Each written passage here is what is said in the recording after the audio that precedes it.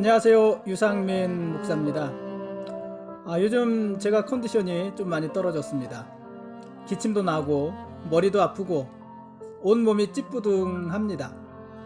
그렇다고 엄청 아파서 약을 먹거나 하던 일을 중단하고 쉬어야 될 그런 정도는 아닙니다. 약을 먹자니 견딜만 하고 그냥 있자니 조금 불편한 정도입니다. 다른 사람은 몰라도요, 제가 약을 먹지 않을 정도라고 하면은 거의 아프지 않다는 것입니다. 저는 조금만 아파도 약을 잘 먹거든요. 그냥 몸과 마음이 조금 나태해진 정도다, 이런 생각이 듭니다. 생각해 보면은 우리가 아픈 곳을 아파한다는 것, 어디가 아픈 줄 안다는 것, 그게 복이 아닌가 싶습니다. 아픈 곳을 아파하고 그래서 어디가 아픈지 진찰을 하고 거기에 처방을 받고 처방에 따라서 약을 먹든지 중하면 수술을 하든지 하고 그렇게 사는 것이 건강하게 사는 것 아닐까요? 거꾸로 아파도 아픈 줄 모르고 잘못된 부분을 진단받아도 그 진단을 무시하고 그렇게 지나가고 또 적절한 처방을 받아도 처방을 거부하고 그렇게 살다가는 누구나 한 방에 훅 갈 수가 있을 것입니다. 그래서 이 건강의 시작은 아픈 곳을 아파하는 것, 그것이 아닌가, 이런 생각이 듭니다. 그렇게 생각하니 구석구석 아픈 신호를 주는 내 몸이 참 고맙다는 생각이 듭니다. 아픈 것을 느끼니 진단할 수 있고 처방받을 수 있고 그리고 건강할 수 있는 것 아니겠습니까? 오늘 말씀 보시겠습니다.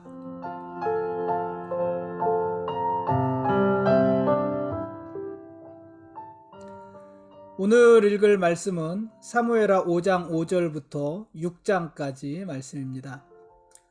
이스라엘 12지파의 왕이 된 다윗이 제일 처음 한 일은 예루살렘을 차지하는 것이었습니다. 예루살렘은 유다 지파와 베냐민 지파의 딱 접경에 있었거든요. 그럼에도 불구하고 이 예루살렘은 베냐민 지파도 차지하지 못하고 유다 지파도 차지하지 못했습니다. 이 예루살렘은 여부수 족속이 점령해서 살고 있는 그런 땅이었습니다. 근데 사실 이 예루살렘은요, 점령하기가 아주 쉽지 않은 곳이었습니다. 그래서 이 당시 예루살렘을 차지하고 있던 여부수 사람들은 우리들에게 맹인과 다리 저는 사람만 있어도 예루살렘을 지킬 수 있다, 이렇게 말을 할 정도였습니다. 그만큼 예루살렘은 공격이 쉽지 않은 곳이었다는 말입니다. 그럼에도 불구하고 다윗은 예루살렘을 점령합니다. 오늘 사무엘서에는 그 과정이 기록되어져 있지 않지만 역대기서의 내용을 보면 하루 만에 그 예루살렘 성을 점령합니다. 그리고 예루살렘을 이스라엘의 수도로 삼습니다. 다윗은 예루살렘 성벽을 더 강화했고 또 다윗이 예루살렘 성벽을 강화하고 또 자기가 살 왕궁도 그곳에 짓습니다. 이 왕궁을 질 때는 다윗이 이스라엘의 전체 이스라엘의 왕이 된 것을 축하하면서 백향목을 보내준 두로왕 히람이 보내준 백향목을 가지고 왕궁을 짓습니다. 왜 두로왕 히람이 이 다윗이 왕이 된 것을 기뻐했을까? 대부분은 다 견제했는데 왜 기뻐했을까? 그것은 이 다윗이 블레셋을 막아주었기 때문이에요. 이 두로는 블레셋보다 한참 더 위쪽에 있는 지역인데 블레셋이 그 주요한 도로들을 다 차지하고 이 두로에게는 굉장히 위협적이었거든요. 근데 다윗이 블레셋을 막아주었기 때문에 두로왕 입장에서는 다윗이 고마울 수밖에 없었겠죠. 그래서 백향목을 많이 보내주고 그것으로 왕궁을 짓기도 했습니다. 근데 대부분은 다윗이 이스라엘의 왕이 되었다는 것, 그것을 견제했지요. 다윗이 헤브론에서 유다 지파의 왕이 되어 있었을 때는 그렇게 위협적이지 않았습니다. 왜냐하면 이 헤브론이라는 지역 자체가 이렇게 사통팔 딸 이렇게 연결되는 그런 곳은 아닙니다. 근데 다윗이 전체 이스라엘의 왕이 됐다는 얘기는 그 세력도 커졌다는 얘기고, 예루살렘을 수도로 정함으로 인해서 많은 교통로를 장악하게 되는 것이에요. 그러니까 주변에 있는 나라들을 굉장히 불편하게 하는 일이었던 것이죠. 그래서 이제 많은 사람들이 다윗을 견제하는데, 특히 블레셋이 다윗을 견제하고 다윗이 전체 이스라엘의 왕이 되었다는 소식을 듣자 즉각 예루살렘을 공격하게 됩니다. 뭐 그런 의미도 있었을 거예요. 다윗의 치세가 안정되기 전에 기선을 잡아야 된다. 뭐 그런 의도도 있었겠죠. 어쨌든 블레셋이 예루살렘을 공격하지만 다윗이 그 공격을 잘 막아냅니다. 모두 막아냅니다. 다윗은요, 전쟁에 앞서서 항상 하나님께 전쟁에 나가야 할지 말아야 될지, 하나님의 뜻은 어디에 있는지, 또 전쟁에 나가서 어떻게 싸워야 되는지, 이 모든 것을 하나님께 묻습니다. 그리고 하나님께서는 그 다윗의 물음에 응답하시고 하나님께서 말씀하시는 방법대로 다윗은 블레셋과 싸우고 다른 전쟁도 그렇게 전쟁을 수행을 합니다. 특히 오늘 읽을 말씀 중에서 블레셋이 이제 2번 예루살렘을 침공하는데, 2번째 쳐들어왔을 때는 하나님이 아주 구체적으로 그 전술까지 말씀을 하시잖아요. 블레셋과 정면으로 부닥치지 말고 그들 뒤로 돌아가서 뽕나무 숲을 맞은편에서 그들을 기습해라. 혹시 뽕나무 꼭대기에서 걸음 걷는 소리가 들리거든 그때 공격하라. 이런 아주 구체적인 전술을 하나님께서 다윗에게 말씀을 하시고, 이스라엘이 그 전술대로 싸워서 골리앗을 크게 무찌르게 됩니다. 그러니까 이렇게 다윗 왕은 모든 전쟁에 앞서서, 사실 뭐 전쟁뿐이 아니라 모든 일에 앞서서 하나님의 뜻을 물었고 그 뜻에 순종하면서 살았던 것입니다. 그런 면에 있어서 이 사울과는 굉장히 다른 모습 아니겠습니까? 어쨌든 다윗이 예루살렘을 차지하고 또 예루살렘을 지켰습니다. 그러고 나니까 다윗에게 어떤 생각이 났냐면 언약궤가 생각이 난 것입니다. 여러분 지금 언약궤 기억하고 계십니까? 언약궤가 지금 어디에 있습니까? 언약궤가 아직까지 아비나답의 집에 머물러 있잖아요. 다윗은 이 언약궤를 예루살렘으로 옮겨와야 되겠다 이런 생각을 합니다. 예루살렘에는 뭐가 있어요? 왕궁이 있잖아요. 왕이 거하는 왕궁. 그 왕궁이 있는 예루살렘, 왕궁이 있는 곳으로 하나님의 언약궤를 옮겨와야겠다 이런 생각을 한 것입니다. 어떤 의미일까요? 왕궁이 있다는 것은 왕이 있다는 거잖아요. 이스라엘을 다스리는 왕, 통치하는 왕이 있다는 거잖아요. 그 왕궁이 있는 예루살렘의 언약궤를 가져오므로 이스라엘의 참된 왕은 하나님이시다. 내가 왕궁에 사는 왕이지만 그러나 이스라엘의 진정한 왕은 하나님이시다. 이 사실을 다윗 스스로도 고백하고 또 모든 사람들 앞에 그 사실을 드러내고 선포하고 싶은 그런 의도가 있었던 것이죠.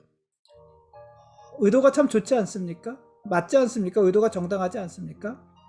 그래서 다윗이 언약궤를 가져오는데 어떻게 가져오냐면 새 수레에 언약궤를 실어서 언약궤를 옮깁니다. 수레니까는 소들이 끌었겠죠. 소들이 끄는 새로운 새 수레 거기에 언약궤를 싣고 언약궤를 옮겼습니다. 언약궤는 아비나답의 아들인 우사와 아효라는 두 아들이 호위를 했습니다. 그리고 다윗과 그 무리들은 춤추고 노래하고 모든 악기를 동원해서 연주하면서 흥겹게 즐겁게 그 언약궤를 따랐습니다. 근데 문제가 생기죠. 언약궤가 낙원의 타작마당에 이르렀을 때 수레를 끌던 소들이 갑자기 뛰기 시작한 것입니다. 소들이 뛰니까 수레가 흔들렸을 것이고, 수레가 흔들리니까 그 위에 실었던 언약궤도 흔들리지 않았겠습니까? 그러니까 언약궤가 수레에서 떨어질 수도 있는 그런 상황이 되자 우사가 얼른 그 언약궤를 붙잡았습니다. 근데 그래서 죽잖아요. 언약궤가 떨어질까봐 언약궤를 얼른 붙잡았는데 그래서 우사가 그 자리에서 죽습니다. 우사도요 선한 의도 아닙니까? 언약궤가 떨어질까봐 붙잡은 거니까. 선한 의도로 언약궤를 붙잡았지만 그러나 그는 하나님의 거룩하심을 감당하지 못하고 그 자리에서 죽게 됩니다. 여러분, 우리의 의도도 선해야 되지만요, 방법도 올바라야 합니다. 다윗이 언약궤를 옮기려는 그 의도가 얼마나 선하고 정직합니까? 얼마나 올바릅니까? 하나님이 왕이심을, 내가 왕이지만 그러나 진정한 왕은 하나님이심을 선언하기 위해서 언약궤를 가져온다? 얼마나 그 의도가 멋있습니까? 언약궤가 떨어지는 거 어떻게 해야 될까요? 우리가 그 자리에 있었으면 어떻게 했을까요? 떨어지는 것을 두고 보겠습니까? 아니면은 내가 붙잡아서라도 그 떨어지는 것을 막겠습니까? 너무 귀한 언약궤인데. 우사의 마음에 잘못이 없어요. 선한 의도 아니겠습니까? 이런 선한 의도들이 이들에게 가득 있습니다. 그런데요, 의도가 선해야 되지만 방법도 옳아야 된다는 거예요. 다윗과 일행들은 진심으로 기뻐하면서 언약궤를 옮기는 것입니다.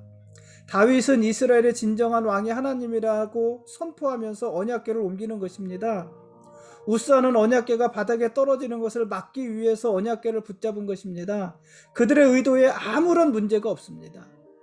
오히려 그들의 의도는 선하고 정직합니다.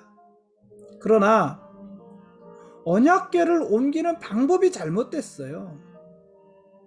여러분 기억하십니까? 우리가 레위기서를 할 때 얘기를 했잖아요. 성막의 위치, 이스라엘의 진영들의 위치, 뭐 이런 것들을 다 얘기하고, 뭐 언약궤를 옮기는, 그 성막을 옮기는 레위인들의 직무, 이런 이야기들 많이 했잖아요. 여러분, 언약궤는요, 어떻게 옮겨야 되는 거예요?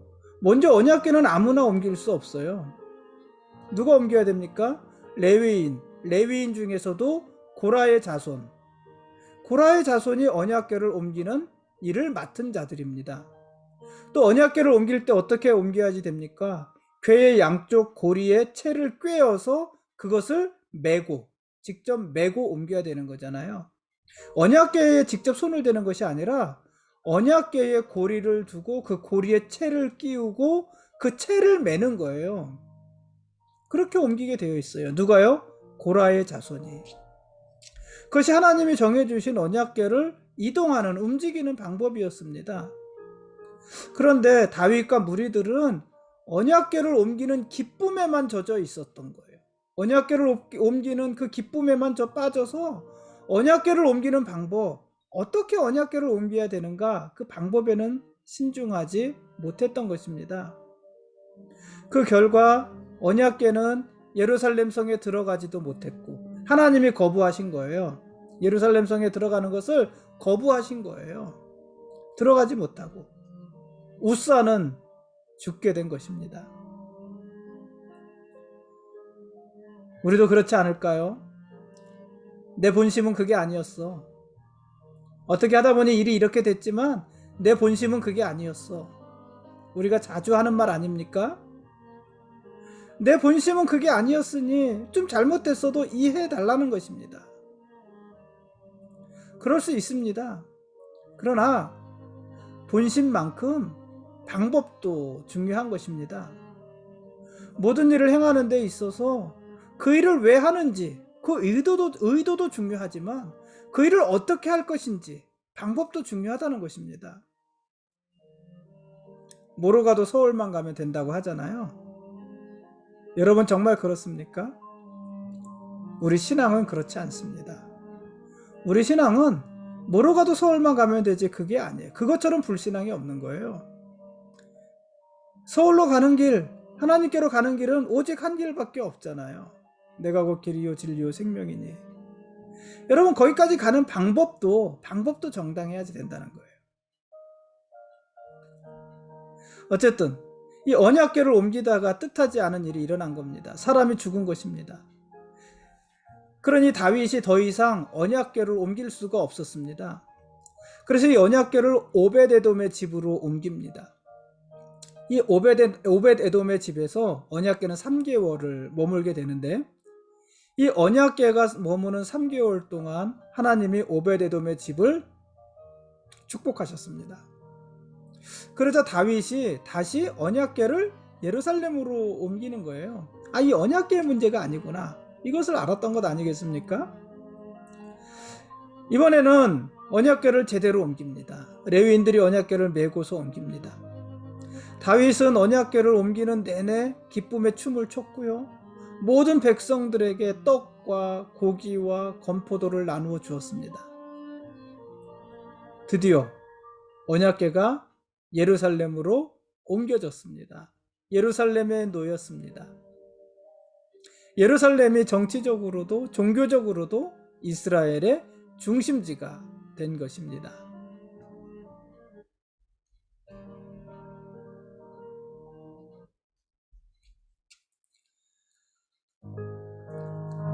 지금까지 사무엘하 5장 6절부터 6장까지 말씀에 대한 길라잡이였습니다.